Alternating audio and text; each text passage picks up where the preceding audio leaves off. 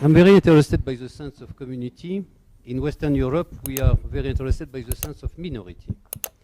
Now, I would like to know, as liberal, as conservateur, which state you estimate to be in the world the best of you would like to be, element one. And talking about freedom, mixing right and duty, we have duty within a community and we may have right without a community. Which means I would like to have your clear definition about whatsoever the Western world do not teach us for quite a while in terms of community, or destruction of community, versus minority right. Whatsoever right can be. I love rabbits, I want to put rabbits in the church of my neighbors. And this element is very important for me to understand through your liberalism or conservatism.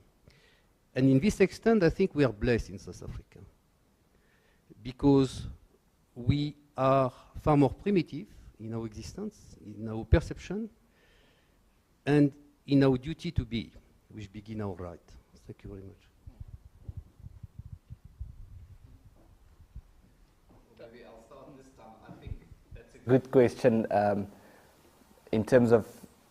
So let me just say, I think the gap between Western Europe and, I don't want to say Eastern Europe, Central Europe and Eastern Europe rather is increasing. And Samuel Huntington had that famous thing where he said, the Iron Curtain is not, the fall of the Iron Curtain doesn't mean the end of history, we're going to have a velvet curtain, which means that the divide is going to be between societies that have a stronger emphasis on the individual and societies that have a stronger emphasis on things like religion and tradition and so forth. And that's, in a way, where the Iron Curtain used to be, in a sense, you can see the gap. So, but if the question is a good example of a state, I want to, in a way, dodge the question. But if I had to choose, I would say something like South Tyrol.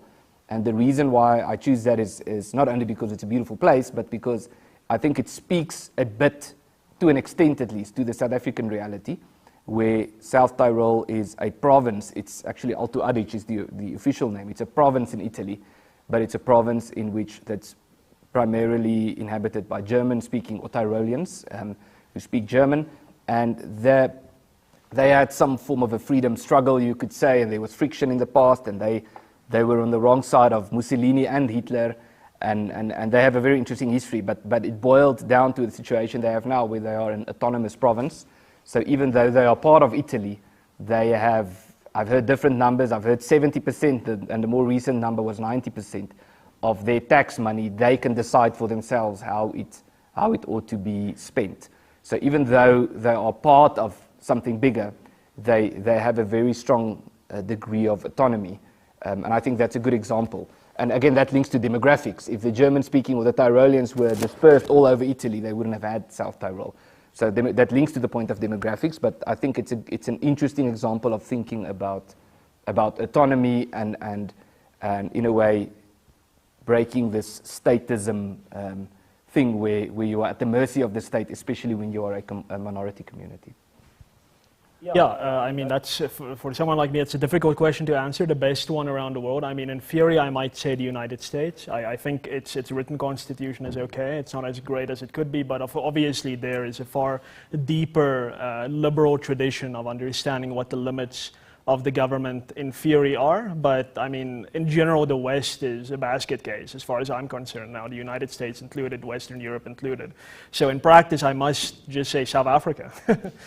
We just have such an inept kind of central authority that you have the most maximum kind of individual freedom that you could want, while at the same time having the important and strong social constraints, just as a matter of being a social being in a social context. So it's not total anarchy for a lot of us. For other people, it is total chaos. But I think South Africa is probably, in practice, one of the best places to be if you want to be free. But I think you also asked about the kind of the definition of community and the role of duty and so on. And I just want to kind of give what I think is the liberal answer to that, and that is that a community is a free and voluntary association of individuals. And I know this is something that one can nitpick on, but to me, again, bringing it back to South Africa, that is what makes me so excited about solidarity, about AfriForum.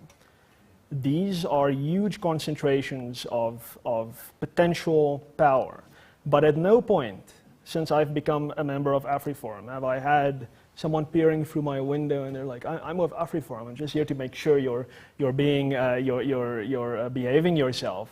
No one is spying on me online from AfriForum, despite it, I would say, ultimately, in the South African reality, performing some functions of government, filling potholes, providing security. But it recognizes itself as a voluntary association, and that, to me, makes it a perfect international example of what a community should be, and ultimately what a real community, by definition, is. And once you start introducing the violence, the coercion of you are now in this community and you may not leave, then, in my mind, the whole notion of community breaks apart and you are left with nothing other than tyranny. So that's kind of, in my view, the liberal individualist conception of community. And I think in South Africa we have a real laboratory where we're seeing this in action. And I'm very excited about that.